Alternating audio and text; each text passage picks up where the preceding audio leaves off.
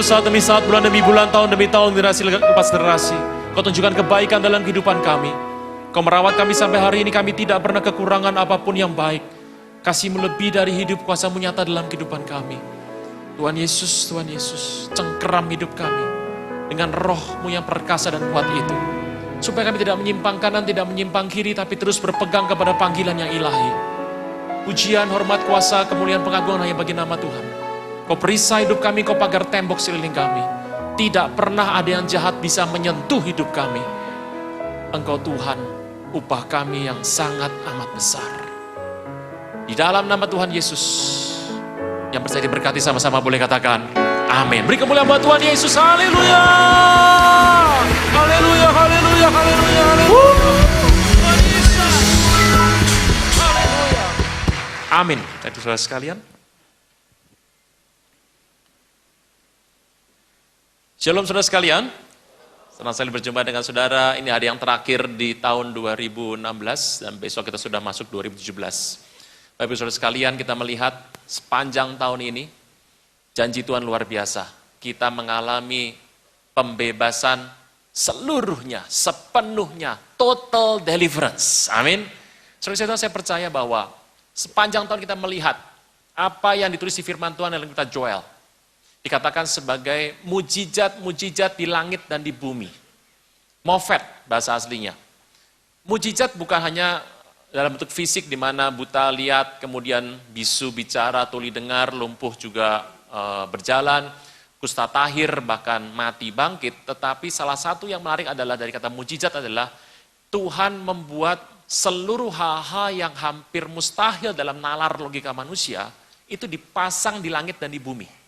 Kita bisa melihat situasi alam, kita bisa melihat situasi bumi dan langit, dan kita bisa tahu bahwa Tuhan sedang berbicara kepada umatnya mengenai peristiwa-peristiwa ke depan.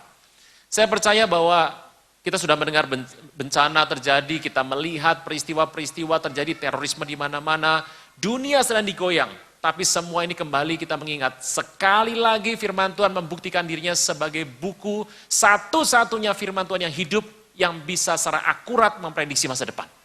Saudara Tuhan, yang kedua saya percaya bahwa Tuhan Yesus itu baik. Dan kita mengalami sepanjang tahun ini Tuhan baik. Dan kita terus melihat bahwa orang yang tinggal dalam naungan yang maha kuasa, dia hidup dalam kerajaan tak tergoncangkan. Nah, bicara mengenai situasi hari-hari ini, saya melihat, mendengar begitu banyak orang bercerita, juga mendengar banyak orang mulai konseling. Kegoncangan memang banyak saya terjadi. Dunia sedang goyang. Kita masih punya waktu 20 hari sampai 20 Januari nanti untuk memprediksi ini kondisi Israel dibagi apa tidak.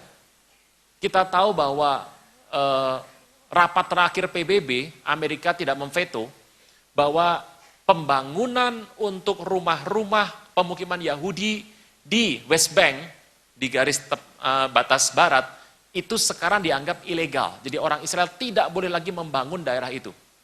Dan tentu saja kita tahu orang Israel marah dan kemudian terjadi konflik-konflik sedikit dan akhirnya diputuskan apakah ini boleh yang namanya Yerusalem dibagi. Bapak Ibu, Joel 3 di depan mata. Negara bangsa ini akan dibagi untuk kepentingan internasional. Situasinya jelas. Joel 3 menulis dengan jelas beribu-ribu tahun yang lalu. Ke depan mata kita akan melihat sebuah peristiwa yang Alkitab catat akan terjadi di mata kita. Kita belum tahu apakah jadi atau tidak. Tapi Tuhan berfirman, siapa yang ikut membagi, siapa yang setuju membagi akan dicerai beraikan Tuhan. Kita melihat semua situasi ini. Saya percaya bahwa kita ada di zaman yang akhir dan memasuki tahun ke depan, kita akan fokus untuk menuai. Amin. Saudara Tuhan, apa yang kita harus lakukan persiapan hari-hari ini? Bapak Ibu, mengakhiri 2016 kita sudah mendengar begitu banyak goncangan, baik dalam segi sosial, bukan cuma di luar negeri, tapi Indonesia juga. Saya percaya bahwa ini semua dalam kendali Tuhan. Tuhan izinkan ini terjadi. Amin. Untuk umatnya makin bisa fokus, tidak terdistraksi, tidak teralihkan pikirannya, tidak teralihkan cara pandangnya, tetap berpegang kepada sebuah panggilan akhir. Engkau dan saya adalah penuai akhir zaman. Nah, firman Tuhan berkata dengan jelas kitab Joel, kita buka sebentar, kitab Joel yang kedua, 23. Joel kedua 23, cepat sekali setahun ya Bapak Ibu ya, berjalan. Dan kita sudah ada pada hari ini. Joel 2:23, ini nggak usah dibacakan, ada lagunya lagi. Hai Bani Sion, bersorak-sorailah, hai umat Allah, bersukacitalah, sebab Tuhan Allah telah mencurahkan hujan awal dan akhir. Kata bersama saya, hujan awal, hujan akhir. Kita tahu bahwa dalam frase bahasa Ibrani itu ada hal yang sama persis dengan apa yang kita kenal dengan kata homonim. Bapak Ibu, contoh sebuah kata homonim dalam bahasa Indonesia, misalnya adalah genting. Genting itu bisa berarti, homonim itu satu kata yang beberapa kata yang bunyinya sama, hurufnya sama, suku katanya sama, tapi artinya beda. Contoh genting. Genting itu bisa berarti atap rumah, bisa berarti adalah situasi kritis. Wah, kondisinya genting. Genting saya pecah, kan beda. Yang kedua muka.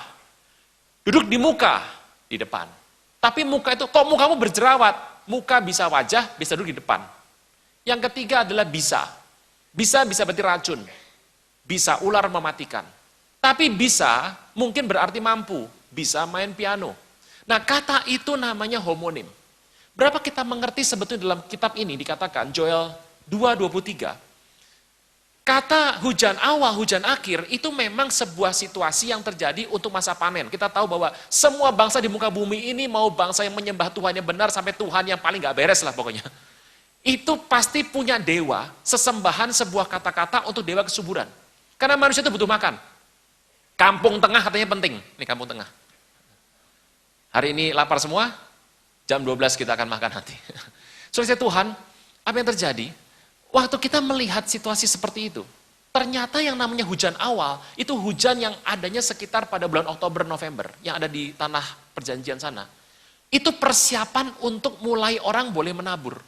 Jadi kalau mau menabur, itu pastikan tanahnya tidak keras, karena kalau sampai keras susah masuk benihnya, nggak tumbuh. Oleh karena itu butuh hujan, itu hujan awal. Nah, nanti sebelum panen dibutuhkan jangan sampai tanahnya juga keras, dibutuhkan hujan untuk membuat gembur sekitar Maret atau April. Nah, hujan yang akhir ini deresnya 2 kali hujan yang awal. Jadi hujan yang awal sama yang akhir, deres yang akhir, yang deres 2 kali lipat. Tujuannya buat panen itu berhasil. Kalian bersama saya, panen. Nah ini, banyak orang sekarang kalau di kantor suka pasang gandum yang warna kuning. Katanya kalau gandumnya kuning, usahanya panen seperti gambarnya. Saya Tuhan, zaman sekarang nggak cuma gunung, tambah pohon 2, tambah gunungnya 2. Pohonnya pakai warna orange. Lama-lama pesanannya banyak, ada pesawat, mobil semua ada semua. Aneh sekali. Tapi oke lah, Bapak Ibu Saudara sekalian, yang namanya hujan awal, hujan akhir itu adalah frase kata-kata yang ditulis dengan kata-kata yang sifatnya homonim. Kata hujan awal ditulis dengan bahasa dalam bahasa Ibrani, moreh. Kata bersama saya, moreh. Jangan moloh ya, nanti digambar sebelahnya. Moreh itu artinya adalah hujan awal. Hujan akhir menggunakan kata malkosh. Yang menarik adalah bahwa kata ini punya kata homonim. 2 arti. Waktu saya membaca ini saya mengerti, ini bukan cuma cerita mengenai hujan awal, hujan akhir biasa ini. Ini pasti ada maksudnya ini. Ternyata kata hujan awal itu punya 2 arti. Yang pertama hujan biasa itu, yang untuk menggemburkan tanah. Sebelum menabur. Tapi kata yang lain yang punya arti lain itu bicara mengenai moreh adalah orang-orang yang menerima pengurapan khusus. Mendapat sebuah pewahyuan khusus. Celik matanya, celik hatinya, celik telinganya. Dia bisa melihat dengan sebuah cara yang sorga berikan. Sehingga dia bisa melihat dengan cara berbeda, dan orang-orang ini akan mendapat pewahyuan-pewahyuan dan menularkannya pada orang lain. Moreh adalah orang yang diurapi untuk dibekali menjadi seseorang yang siap untuk jadi penuai. Saya ulang. Jadi moreh itu adalah sebuah kemampuan yang diterima seseorang, sehingga dia bisa celik, matanya melihat halnya beda. Orang melihat sebuah peristiwa, dia melihat sebuah cerita di balik peristiwa. Perlu pengurapan seperti itu. Waktu kita melihat situasi ini, pengurapan membuat kita lebih sadar, lebih paham, lebih mengerti isi hati Tuhan, isi hati sorga. Waktu kita mengerti, kita diperlengkapi. Dan luar biasanya pengurapan ini bisa menularkan pada orang lain, sehingga orang yang diperlengkapi jadi penuai ini akan membawa orang lain jadi penuai juga. Ini pengurapan hujan awal.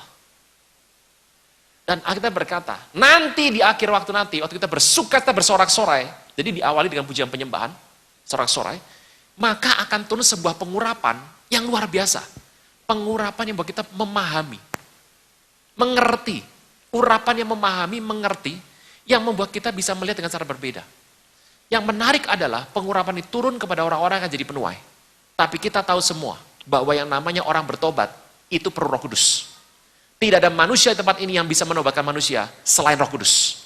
Alkitab berkata bahwa tak ada seorang pun berkata Yesus Tuhan tanpa oleh Roh Kudus. Nah, Alkitab berkata dalam Yoel 2:28.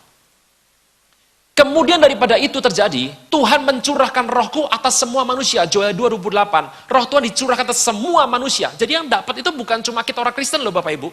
Yang dapat semua. Semua dapat.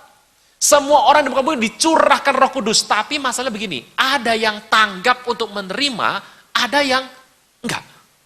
Nah, Alkitab berkata, jenis pencurahan yang Roh Kudus berikan itu apa? Ini yang ini. Moreh ini. Jadi ada yang pertama adalah moreh dicurahkan. Supaya kita yang tanggap dan ngerti, mengambil pengurapan ini, kita menjadi orang yang paham, kenapa sih harus pakai selengkap senjata Allah? Kenapa sih harus kita sekarang banyak berdoa memuji menyembah Tuhan? Karena kita akan jadi penuai, memasuki mujizat penuaian. Bapak Ibu, tapi yang menarik adalah, ada hujan akhir. Hujan akhir adalah kata yang sama, yang punya kata homonim juga. Yang pertama adalah hujan akhir, malkos adalah diberikan, untuk mau mulai panen, itu tanahnya harus baik. Kata hujan akhir menggunakan kata malkos. Kata malkos, ini punya arti yang lain, yaitu adalah tegar tengkuk yang digemburkan. Bapak Ibu, kalau kita melihat ini, jelas sekali. Ada dua jenis orang di masa penuaian. Satu yang menuai, dua yang dituai. Yang dituai ini juga perlu diurapi. Karena kalau orang bisa bertobat, ada pengurapan Roh Kudus. Yang kedua, ini akan mendapat pencurahan, pengurapan malkos. Mereka tegar tengkuk, tidak mau tobat, benci Yesus, benci pengikut Tuhan, pokoknya tidak suka. Tapi satu ketika Tuhan berkata, menjelang waktu akhir akan diberikan Roh Kudus. Tiba-tiba dalam kekerasan mereka, dalam tidur mereka, dalam doa mereka bertemu Tuhan. Mereka bisa melihat ada Tuhan, waktu ini ketemu dengan Anda dan saya, tiba-tiba ketemu sih ngobrol biasa. Tapi tiba-tiba ada pengertian berbeda yang membuat palang-palang pintu yang selain tertutup akan klik terbuka. Kita mungkin berpikir, bagaimana nobatin orang model begini ya? Tapi sorga punya banyak cara. Melalui tidur, mimpi, penglihatan, peristiwa kejadian, bencana, melalui semua goyangan, tiba-tiba hati mereka yang tadinya keras, remuk sendiri. Begitu remuk, penuainya datang, langsung tik. Sama-sama berkumpul, persiapan untuk pengangkatan. Halo? Hello! Kan gitu. Kalau halo pada diem, anak bahasa sekarang ngomongnya, hello, beri kemuliaan buat Tuhan Yesus.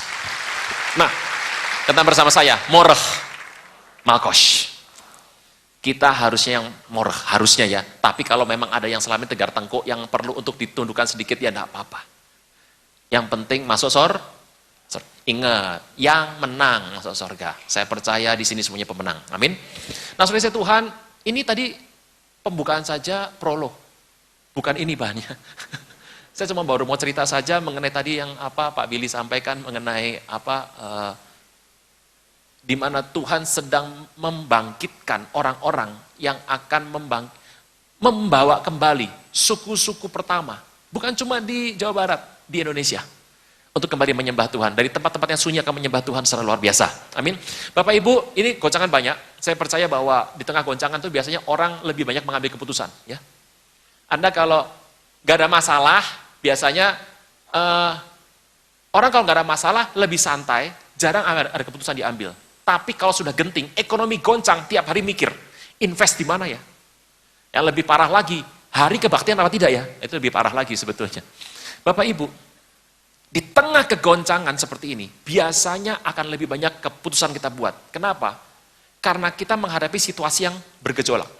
Nah, masalahnya adalah, kadang-kadang waktu kita mengambil keputusan, kondisi kita pun nggak dalam kondisi baik. Nah, Ada hal yang menarik sekali kalau kita melihat apa sih dalam hidup manusia. Kita tahu bahwa suami istri menikah itu kan ada sel yang namanya zigot muncul, embrio, zigot. Dari ovum sama spermatozoid. Begitu menjadi zigot, embrio, pertanyaannya adalah, dari seluruh panca indera manusia dan organ yang ada, yang panca indera lah, jangan organ.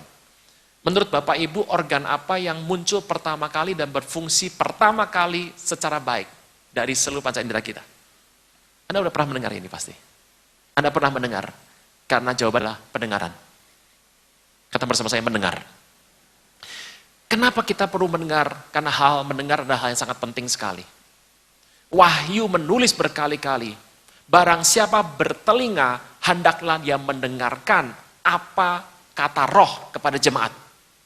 Ternyata roh juga berkata kepada kita semua. Alkitab berkata bahwa barang siapa bertelinga, hendaklah jadi fungsi telinga untuk mendengar. Mendengar hal yang penting sekali. Kenapa penting, Bapak Ibu? Kalau Anda mau ambil keputusan, saya ini sering tanya sama orang, Pak, saya ini mumet Pak, kepala sudah puyeng Pak, kondisi saya nggak baik, keputusannya harus diambil banyak dan saya khawatir salah. Apa yang saya harus buat? Kalau saya dengar cerita begini, kadang-kadang saya tuh mikir gini, Bapak Ibu, salah satu alasan kenapa engkau dan saya sulit mengambil keputusan, itu adalah karena engkau dan saya itu kurang info.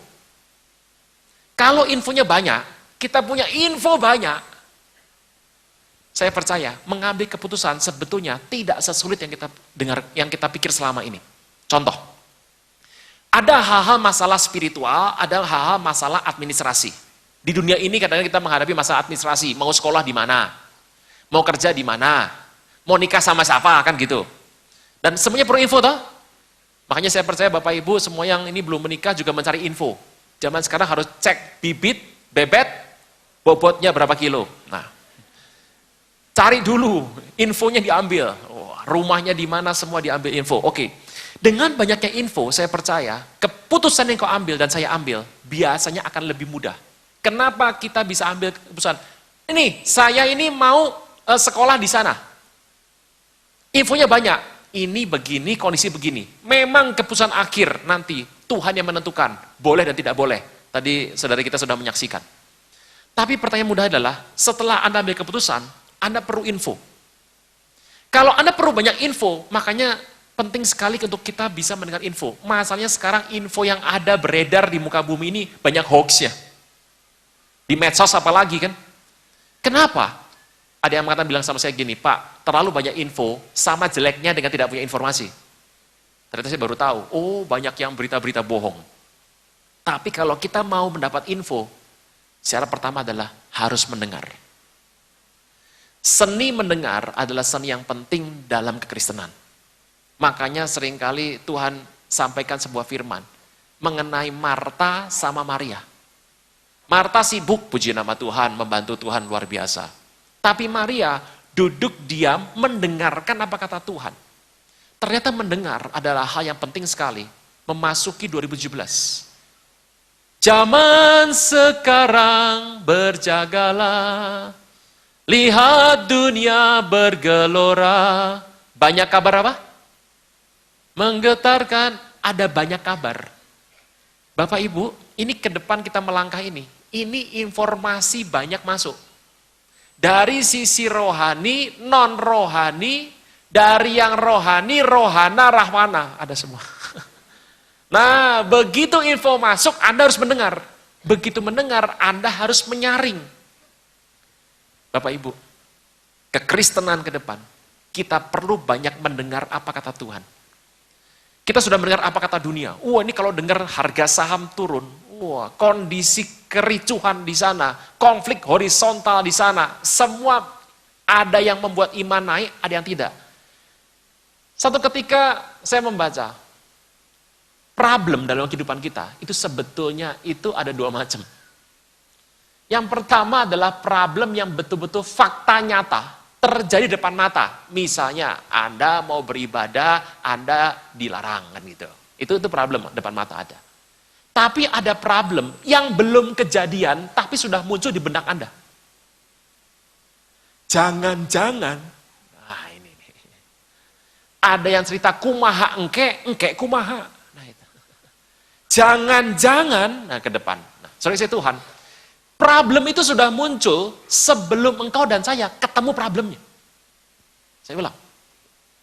Dalam menghadapi ke depan ini seringkali nanti 2017 nih kita tahu, Bapak Ibu sudahlah, tolong mengerti dan pahami saja sudahlah. Bohong besar lah Bapak Ibu, kalau kita mau tuai besar, goncangan kecil. Kalau mau tuai besar, goncangan harus besar. Gak ada pilihan. Itu sudah sebuah kepastian yang firman Tuhan katakan. Untuk sebuah penuh yang besar, perlu goncangan yang besar. Jadi ke depan ini, penting sekali kita mulai menyaring. Agar jangan sampai sebelum problemnya datang, Anda sudah punya betul bersiap-siap itu penting Bapak Ibu. Berjaga-jaga itu penting sekali. Ada beda Bapak Ibu antara bawa payung sebelum hujan sama buka payung sebelum hujan. Bisa bedakan ya? Bawa payung sebelum hujan, itu berhikmat. Tapi pakai jas hujan sebelum hujan, itu berlebihan. Anda boleh coba nanti pulang, pakai jas hujan, pakai payung terus jalan. Pasti didoakan oleh orang dari GPI. Anda sehat? Lihat, pakai jas hujan sebelum hujan, dipakai jas hujan. Bapak Ibu, ini penting. Mendengar itu hal penting sekali. Jadi problem itu muncul kadang-kadang ada dua. Satu, sudah depan mata. Dan kita sudah lihat, sudah tahu, kita sedang berjalan ke sana. Atau sebetulnya tidak ada masalahnya, tapi masalahnya di sini. Kenapa begitu? Kita diajar dari kecil dalam kehidupan ini. Bahwa otak kita memproses lebih cepat sebetulnya. Lebih kuat. Hal negatif ketimbang positif. Makanya penting kita membaca firman. Salah mendengar, iman bisa jatuh.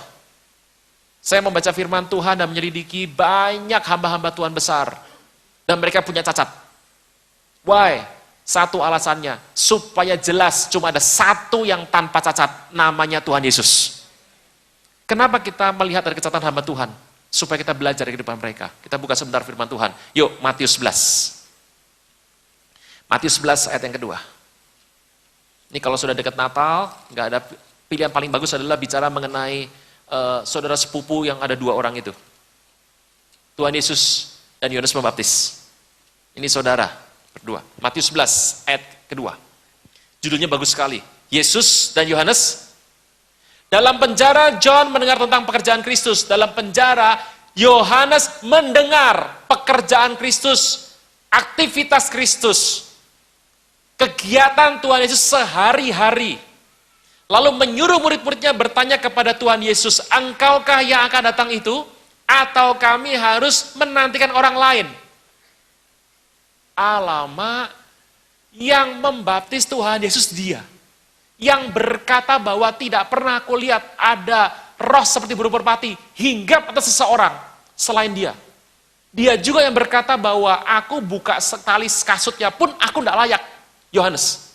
Tapi tiba-tiba Yohanes bisa berkata, engkaukah Mesias itu atau kami tunggu yang lain?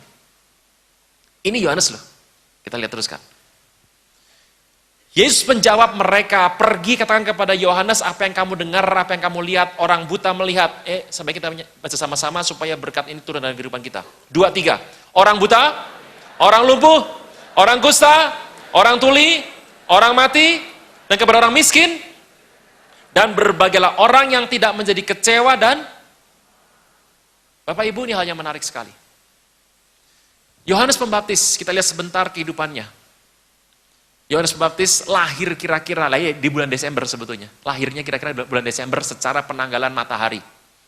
Yohanes Pembaptis ini bapaknya adalah seorang imam. Dan kelihatannya ini imam keturunan Harun. Jadi bukan imam yang Lewi biasa, ini imam keturunan imam besar. Kenapa? Karena dia bapaknya boleh masuk mempersembahkan sebuah korban di the Holy of Holies. Dan bapaknya mendapatkan sebuah pewahyuan dari malaikat dan kemudian istrinya Elizabeth itu mengandung dan lahirlah Yohanes Pembaptis. Bapak Ibu, ini anak dari kecil, anak imam besar. Kelompok royal priesthood, ini orang besar. Bapaknya orang besar dan imam, zaman itu imam biasa saja, hidupnya beda sama imam besar. Imam besar lebih hebat lagi. Nomor 1, yang namanya imam, keluarga imam dan imam, itu kalau makan, itu nggak makan sembarangan daging. Kalau makan yang namanya kambing domba, itu makannya singkeret. Naon eta teh? Singkeret, nah itu naon. Singkeret, itu logat yang susah bagi orang Jawa. Saudara Tuhan, yang namanya kambing domba itu, paling enak itu paha bagian dalam. Itu satu kambing cuma 20 tusuk. Nah, abis ini ide untuk makan siang ini. Untuk nanti malam. Kambing itu paling enak, itu paha bagian dalam, itu satu kambing dewasa cuma 20 tusuk. Masih ingat tidak? Mempersembahkan korban itu harus paha. Yang makan paha siapa? Tolong ngerti, yang namanya banyak orang ada yang suka ayam, ada yang paha, ada yang dada. Kenapa dada nggak enak? Katanya keset. Tapi yang makan paha, yang makan dada terpaksa kenapa? Demi kurus. Nah, makanya apa? Dada nggak suka paha, suka sih tapi akan kurus kan gitu. Saudara Tuhan, kambingnya makannya bagian dalam. Itu yang namanya rasanya jos. 2, dia tidak minum susu. Air putih minggir dulu, minum susu. Dia minumnya bukan susu, skim. Dadih, susu bagian atas. Itu mahal, full protein, mantep, top markotop, sip markosip.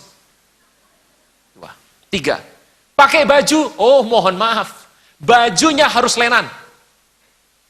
Itu lenan, mahalnya, bukan belacu, lenan.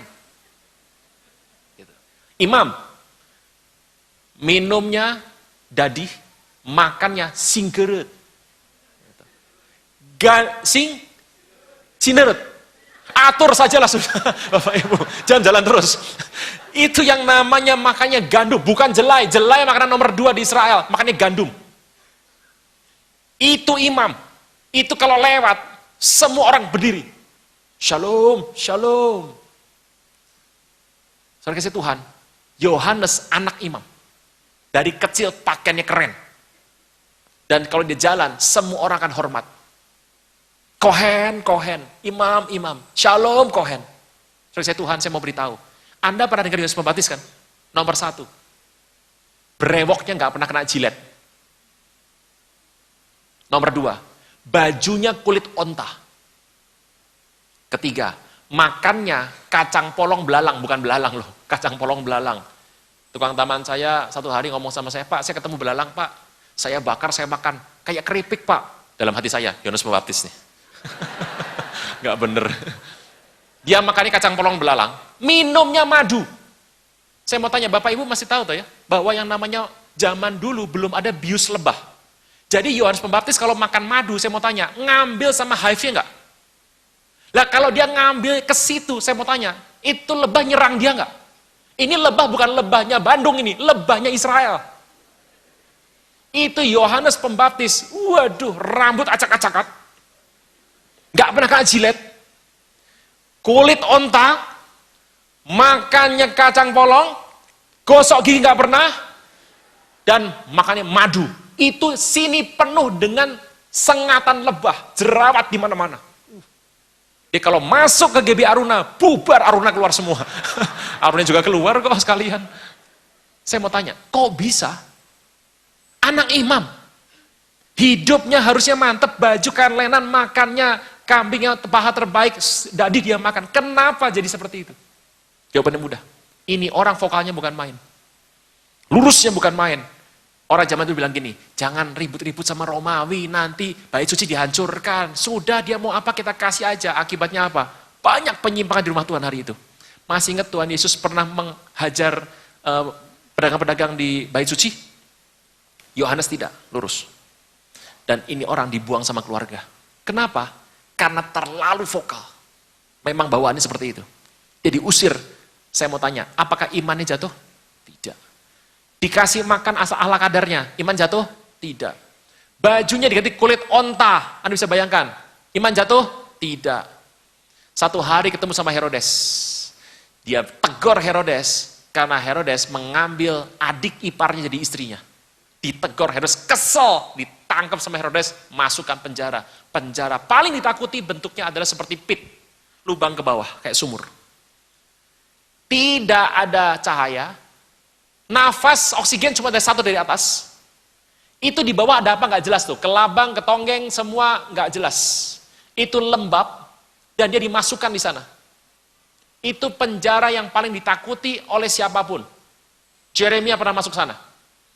Yohanes Pembaptis masuk ke sana. Dan gawatnya di atasnya itu adalah istana musim panas Herodes di Masada.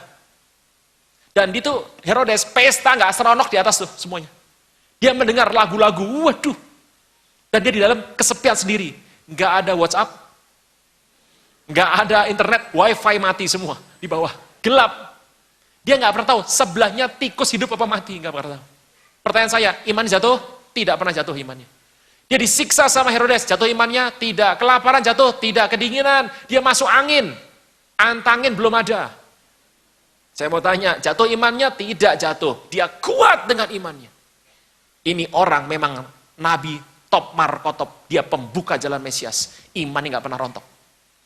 Tapi satu ketika, di bawah dia sedang menunggu kematian. Dia mendengar sebuah cerita aktivitas Tuhan Yesus. Gawatnya informasinya entah lengkap nggak lengkap, tapi ada pengolahan yang salah. Dia mendengar di atas sana Tuhan bikin mujizat. Waduh, dia bilang ini benar, ini sepupu saya yang saya baptis ini benar-benar Mesias ini.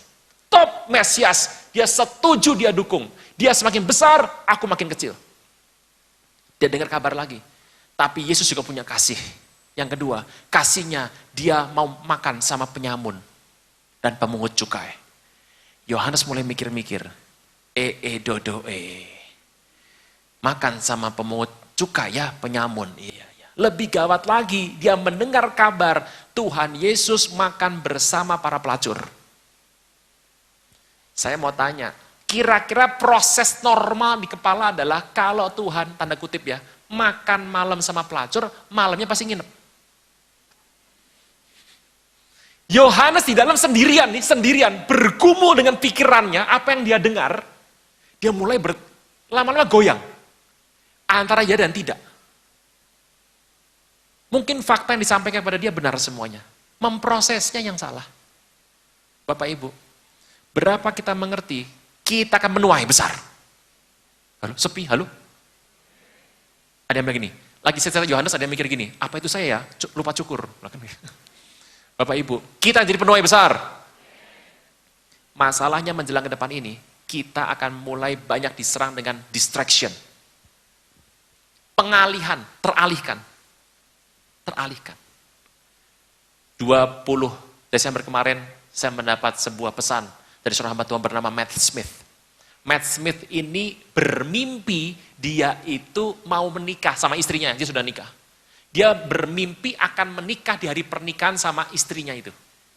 Waktu dia mau menikah, gawatnya pagi-pagi dia belum cukur rambut. Jadi dia potong rambut, sambil potong rambut dia ngobrol sama tukang potongnya. Dia lupa, waktunya tinggal sejam lagi. Dia lari masuk ke butik, cari baju, dia pilih bajunya, itu butuh waktu hampir sejam. Dia pakai baju, dia bilang kurang 15 menit lagi, dia masuk ke taksi. Dia bilang sama tukang saksinya, saya mau nikah di tempat ini, karena menurut schedule, ini yang namanya istri saya sudah datang di tempatnya, dan pendetanya sudah siap. Dia naik taksi, dia bilang gini, shortcut, jalan pintas saja. Dia cari jalan pintas. Wah, jalannya ancur-ancuran, pintas ancur-ancuran, disikat. Karena dia tahu, sudah jamnya kurang 5 menit. Dia jalan pintas, jamnya pas teng, dan dia tahu, istri sudah masuk. Dan ada pendetanya di depan. Dia kejar, dia sudah lihat gedungnya, dia bilang, ambil gedung sebelah. Kita akan masuk dari lift. Begitu dia berhenti, lihat lift, dia masuk, kok liftnya ngantri banyak. Sedangkan dia lantainya di atas. Wah, nggak nyampe ini, dia bilang. Dia lari ke taksi lagi, pindah gedung sebelah. Dia ambil lift yang kosong, supaya bisa nyebrang dari atas. Begitu sampai di atas, dia lihat istri sudah ada di depan mimbar, ada pendetanya, keluarganya sudah siap semua, dan dia bisa lihat dari kaca, itu istri sudah maju. Pas dia mau lewat, dia baru ingat, tidak ada koneksi antara gedung ini sama gedung ini. Dia turun ke bawah, lari dengan cepat, dia masuk lagi ke taksinya, masuk pindah sini, naik lift yang tadi, sampai di atas, pestanya sudah kelar selesai semua. Itu mimpi dia Desember kemarin. Tuhan, ini seorang hamba Tuhan, apa yang terjadi? Tuhan berkata, engkau memang berlari untuk aku. Engkau berjaga untuk aku. Tapi dalam setiap perhentian hidupmu, engkau terdistraksi.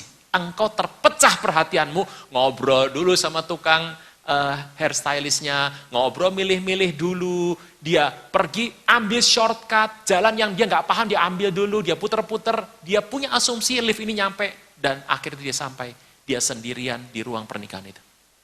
Selesai semua acaranya sudah.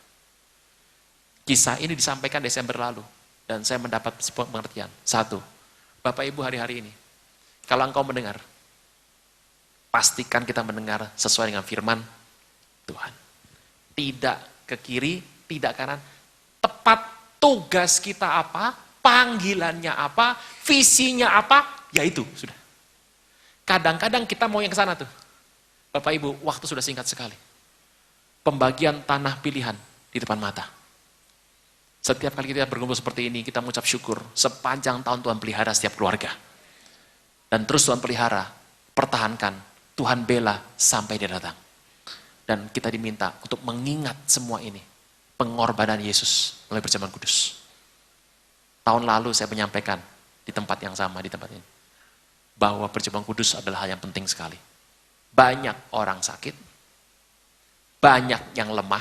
Paulus katakan, tidak sedikit yang meninggal. Bukan karena salah apa-apa. Karena salah dalam perjamuan kudus. Hari terakhir ini, mari kita lihat kembali. Tugas Tuhan buat saya ini apa? Yang satu itu. Apa? Supaya tidak terdistraksi. Bahkan sekelas Yohanes Pembaptis pun, dia pernah mengalami iman yang drop. Dia mempertanyakan ketuhanan Tuhan Yesus. Karena informasi yang salah. Makanya penting kalau dalam kondisi lagi stres, tertekan. Jangan cepat-cepat mengambil keputusan. Pentingnya cool, rumah doa, menara doa. Supaya kita bisa kembali pada track kita. Saya percaya, anugerah Tuhan besar dalam kehidupan kita. Soalnya saya Tuhan, setiap hari dalam kehidupan saya paling suka nyetel lagu. Pak David yang kenalkan CD-nya dari tahun 2008. You're my glory and the lifter of my head. Kaulah kemuliaanku yang membuat aku bisa bangga. You're my glory and the lifter of my head. For thou, O Lord, art a shield for me, my glory and the lifter of my head. Masuk kita ke depan. Tuhan adalah kemuliaan kita. Yang buat engkau dan saya bisa angkat kepala, meninggikan tanduk, karena dia bawa kita jadi pemenang. Amin. Lagu ini terus mengakhiri tahun ini, sepanjang tahun ini, terngiang terus. Tuhan berkata, akulah kemuliaan itu. Dan aku yang membuat engkau bisa berdiri tegak. Nah, ini yang menarik. Setiap kali lagu ini diputer, saya kalau di rumah nyetel lagu ini, sambil kerja, ada hal yang menarik. Saya punya anjing kecil sekarang. Yang sudah sering dengar ceritanya udah banyak. Namanya Bubu. Aneh nih anjing satu. Setiap lagu ini diputer, langsung terbalik, kaki ngangkat, terkapar. Saya bilang, wah penuh damai sejahtera. Saya tidak berharap Anda mendengar lagu ini, Anda tidur di gereja. Selamat Natal dan Tahun Baru, kita bangkit berdiri. Kita nyembah Tuhan. Satu lagu setelah itu, kita akan menerima perjamuan. Semakin hari, semakin bertambah besar